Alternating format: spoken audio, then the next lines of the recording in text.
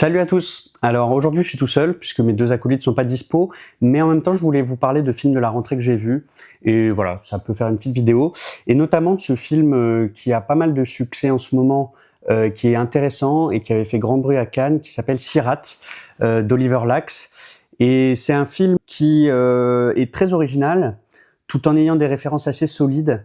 Parce que ça convoque Mad Max, ça convoque The Sorcerer de William Friedkin, ou l'équivalent français qui le précédait d'ailleurs, Le Salaire de la peur de Henri-Georges Clouzot. Et j'avoue que j'étais... Donc je ferai pas de spoiler dans toute la vidéo.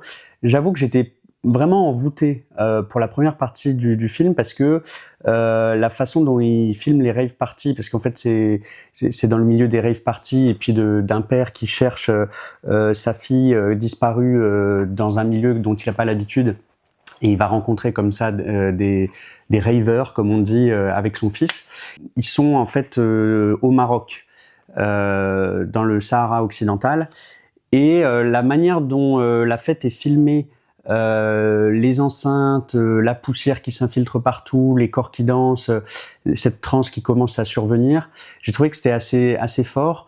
Évidemment, la musique est très travaillée pour accompagner, et disons qu'il y a une concordance musique-image qui est envoûtante.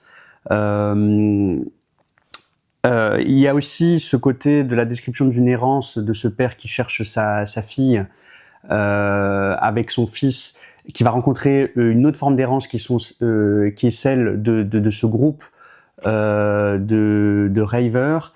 Et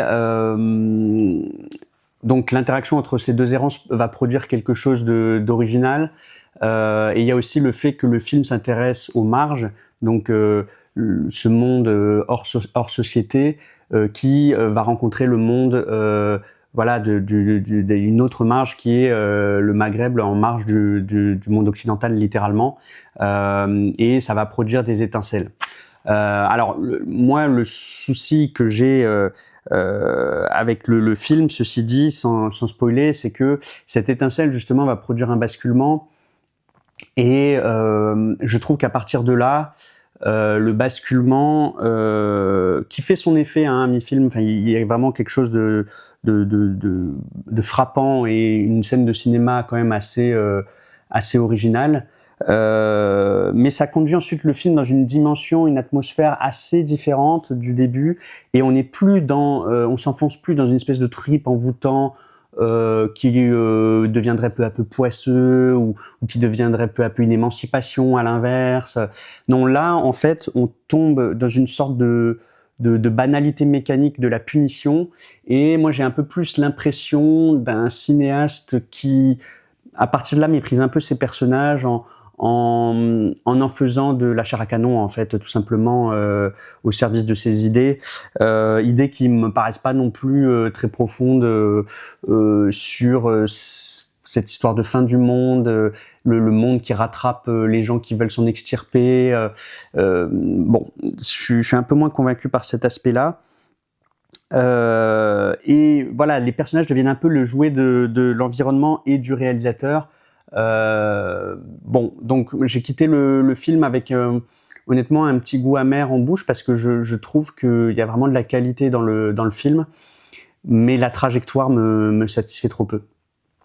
Et même plus que ça, elle m'écœure un peu. À la fin, j'en suis sorti un petit peu écœuré. Voilà, après, donc un film que j'ai à l'inverse plutôt aimé quand on fait le compte, alors que ça commençait pour le coup un peu plus laborieusement, c'est Chronique d'Haïfa de Skandar Kopti, qui se passe donc dans la ville d'Haïfa, qui est une ville dans le nord d'Israël, un peu plus loin de la bande de Gaza que Jérusalem ou Tel Aviv. Et là, donc c'est l'histoire de péripéties qui arrivent à une famille palestinienne qui vit en Israël, donc la minorité arabe israélienne. Et donc ces péripéties sont racontées selon plusieurs points de vue: la mère, le frère, la sœur, une infirmière israélienne. Et c'est un film qui prend son temps au début, parce que il y a un début d'intrigue, un conflit amoureux entre deux personnages. On sent bien qu'il y a une histoire d'amour impossible. Est-ce qu'on peut avoir un bébé ensemble en étant arabe d'un côté et israélienne juive de l'autre côté. Et c'est un peu frustrant au début parce que ça prend vraiment son temps, mais on se doute que Skandar Coptis sait ce qu'il fait, et c'est le cas.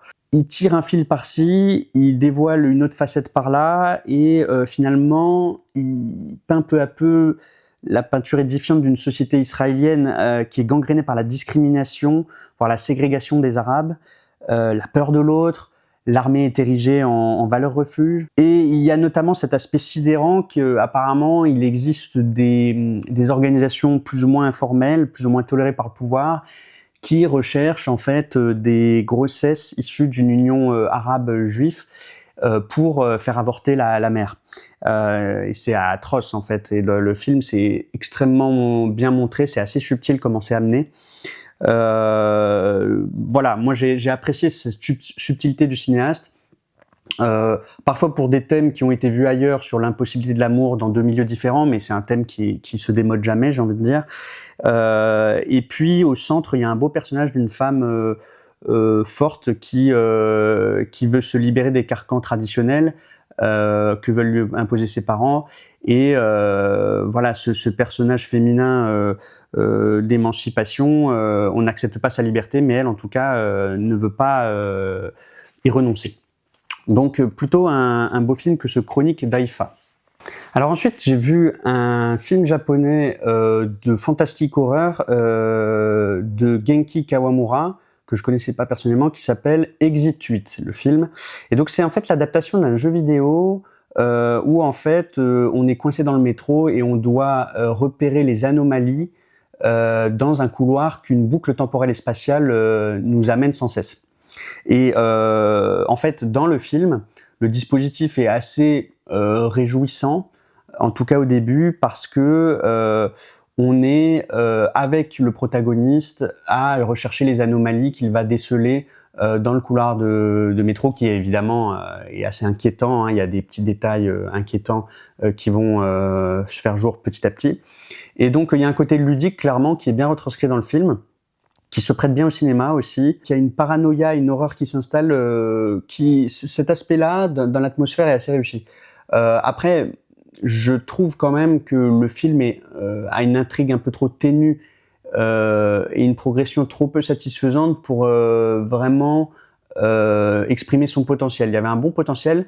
Moi, personnellement, j'aime bien les jeux vidéo de type roguelite, où en fait on a une progression entre les différentes tentatives, et j'aurais aimé que le film ait une progression de ce point de vue-là un petit peu plus satisfaisante, un petit peu plus signifiante.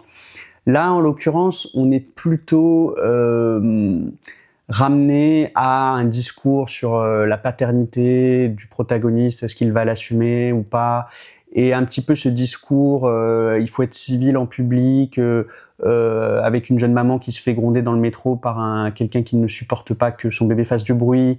Et donc il y a quelque chose d'un peu moralisant dans le discours du film, qui est en gros soit un bon citoyen, soit un bon père. Et j'ai trouvé quand même que c'était un petit peu léger comme discours, et puis surtout pas vraiment très intéressant en dehors de voilà peut-être l'obsession de contrôle social de la société japonaise. Mais bon, voilà, après le film est pas inintéressant à voir pour sa structure et son point de départ surtout.